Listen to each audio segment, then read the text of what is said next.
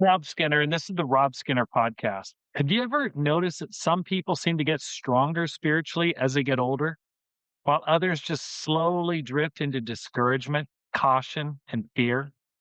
Today, we're going to talk about one of the most inspiring men in the Bible, a man who spent 45 years waiting for God for the toughest assignment of his life, the promised land. We'll talk about the mindset that kept Caleb strong, how he learned to see him who is invisible, and why that same faith can help us experience personal revival, church revival, and renewed purpose, no matter what stage of life we're in. All this and more on the Rob Skinner podcast.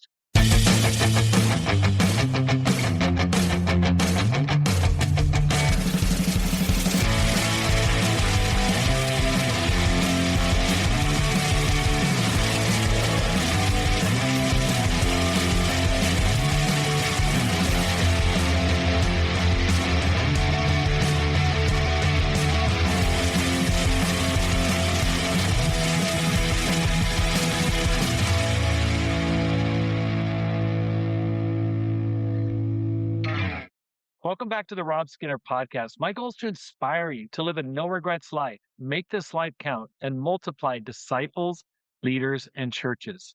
I don't know about you, but lately I've been thinking a lot about the future. As many of you know, I've recently taken on additional responsibilities here in Boston. Stuart and Ashley Maines have decided to move on to new ventures. And so I've been asked to lead the downtown region for the summer as an interim regional leader. We'll see what happens in the fall. But it's a ministry filled with young professionals, young marrieds, students, and people who are trying to figure out their purpose in life. At the same time, Pam and I are asking some bigger questions ourselves. What does God have planned for the next chapter? How long do we continue in full time ministry? What dreams has He not fulfilled yet? As I was reading my Bible recently, I came across the story of Caleb again. I was just reading it a couple days ago. And it struck me how different his mindset was from so many people around him. 45 years had passed from the time of the spying out of the land. And I think I did a podcast on that a month or two ago. An entire generation had come and gone. Paul says their bodies were scattered around the desert. But Caleb was still dreaming. He was still believing, still asking God for more. And I thought, that's the spirit I want to have. I want to have that Caleb spirit. That's the kind of person I want to be. Listen to these words from Joshua chapter 14, verse 6. Now the people of Judah approached Joshua at Gilgal, and Caleb, son of Jephunneh the Kenizzite, said to him, "You know what the Lord said to Moses, the man of God, at Kadesh Barnea about you and me. I was 40 years old when Moses, the servant of the Lord, sent me from Kadesh Barnea to explore the land. And I brought him back a report according to my convictions. But my fellow Israelites who went up with me made the hearts of the people melt in fear. I, however, followed the Lord my God wholeheartedly. So on that day, Moses swore to me, the land on which your feet have walked will be your inheritance and that of your children forever, because you have followed the Lord my God wholeheartedly. Now then, just as the Lord promised, He has kept me alive for 45 years since the time He said this to Moses, while Israel moved about in the wilderness. So here I am today, 85 years old. I am still as strong today as the day Moses sent me out. I'm just as vigorous to go out to battle now as I was then. Now give me this hill country that the Lord promised me that day. You yourself heard then that the Anakites were there and their cities were large and fortified, but the Lord helping me, I will drive them out just as He said. Then Joshua blessed Caleb, son of Jephunneh, and gave him Hebron as his inheritance. So Hebron has belonged to Caleb, son of Jephunneh the Kenizzite ever since, because he followed the Lord God of Israel wholeheartedly. And the land had rest from war. Caleb reminds Joshua that 45 years prior, he'd been sent to spy out the promised land. And the other spies came back terrified. There were 10 others. They saw fortified cities. They saw the Anakites, which are giants. They saw impossible odds. And guess what? Caleb saw the exact same thing. But he reached a completely different conclusion than those other 10. Why? because he factored God into the equation. The others measured themselves against the giants. Caleb measured the giants against God. That's a huge difference. One produces fear, the other produces faith. The Bible repeatedly says Caleb followed the Lord wholeheartedly. I just love that passage. That phrase appears over and over in the Bible, not partially, not occasionally, not when it was convenient, wholeheartedly. The incredible part of the story. What impresses me most about Caleb is that, isn't the time when he's 40 years old. Lots of people have faith at 40. That's really the beginning of your prime years. The incredible part about Caleb is at 85. 45 years later, after years of wandering in the wilderness, after battles, setbacks, disappointments, delays, Caleb stands before Joshua and says, "Now give me this hill country." I love that. Just love the spirit. Not give me a quiet place, not give me a comfortable retirement, not, give me a beachside cottage along the Mediterranean, not give me a safe assignment. Not he just says, give me the mountain. Give me the challenge. Give me the giants. Imagine hearing that from an 85-year-old man. His faith hadn't weakened because his view of God had not weakened. The writer of Hebrews says something about Moses. It says Moses persevered because he saw him who is invisible. That's in Hebrews chapter 11, verse 27.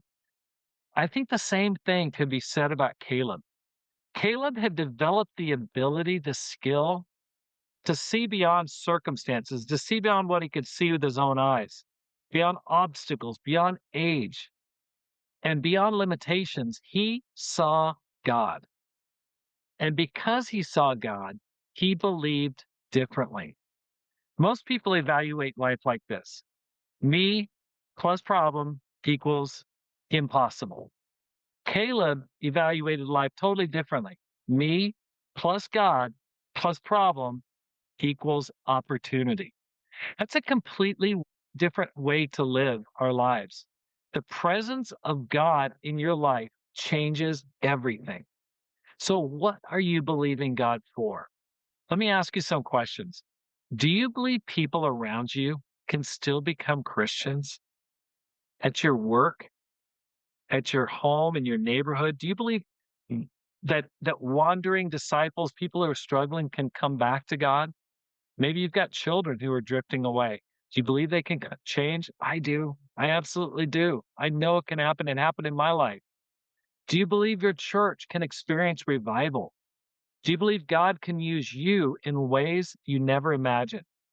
Do you believe your best spiritual years are ahead of you? Caleb would answer yes, not because he was naturally optimistic. He seems to be kind of cantankerous. I mean, he seems to be kind of a crusty character. But it's because he believed God was involved in his life, that God was a living being, which he is. And sometimes I think we become practical atheists. We believe God exists, but we don't expect him to do much. Caleb never fell into that trap. He knew God was there and he expected God to act. He knew God would be acting in some way. A modern day Caleb. Recently, I spoke with my friend, Dr. Al Baird. Al is 85 years old. Can you believe that? 85 years old. And you may know him. He and his deceased wife, Gloria, spent decades serving God faithfully. I mean, they just were amazing people. They served in Boston, Los Angeles, and just got an amazing storied history. When I talked to him recently, he told me he was helping the church in Bakersfield, California. Now, Al currently lives in Lancaster, California, which is kind of north of Los Angeles out in the desert. And every week he drives about 90 miles from Lancaster up north to Bakersfield, California, which is in the Central Valley of California. He spends the weekend encouraging disciples. He preaches on Sunday because they don't have a full-time minister. He strengthens the church, and then he heads home at 85. Guy's 85, just like Caleb. Why? Because he has the Caleb spirit. He still sees him who is invisible. He still believes God has work for him to do. That's inspiring. And honestly, I think that's the kind of spirit I want to have when I'm 85. Now, I don't want to rush to be 85, but man, when I do finally get there, I hope I've got that kind of spirit. Revival starts with faith. As we prepare for the fast for revival, June 28th through July 1st, 2026, I think this lesson is really important. Revival starts when people begin believing God again. Revival starts when we stop focusing on the giants and start focusing on the power of God. Revival starts when we recover the faith to believe that God can do more than we can ask or imagine. That's what Caleb did. He never stopped believing. He never stopped expecting. He never stopped asking God for mountains. Here's the challenge. Let me leave you with this. What's your mountain? What prayer have you stopped praying? Maybe because you're too old, or because you've tried many times, or because you just feel like, oh, it's not going to happen. What dream have you stopped pursuing? What promise of God have you quietly given up on? Pick it back up. See him who is invisible. He's there. He exists. He's real. Believe him again. Pray again. Dream again. Because God is still in the business of doing impossible things. Thanks for listening. Here's how you can help support the program. Number one, join the Fast for Revival, June 28th through July 1st. You can go to robskinner.com for more information. And secondly, share this episode with a friend. Let's get a lot of people signed up for the Fast for Revival. You know, I really believe fasting makes a difference. I've seen it work. I've seen it work in my own life. I fasted this earlier this year, and I just saw some miracles happen. My son became a Christian. I'm just like, and I fasted many other times in the past, but I want to do it together. I want to do it with you. So please join me, because my goal is to have you live a no regrets life. Make this life count and multiply disciples, leaders, and churches. Have a great day and make this life count.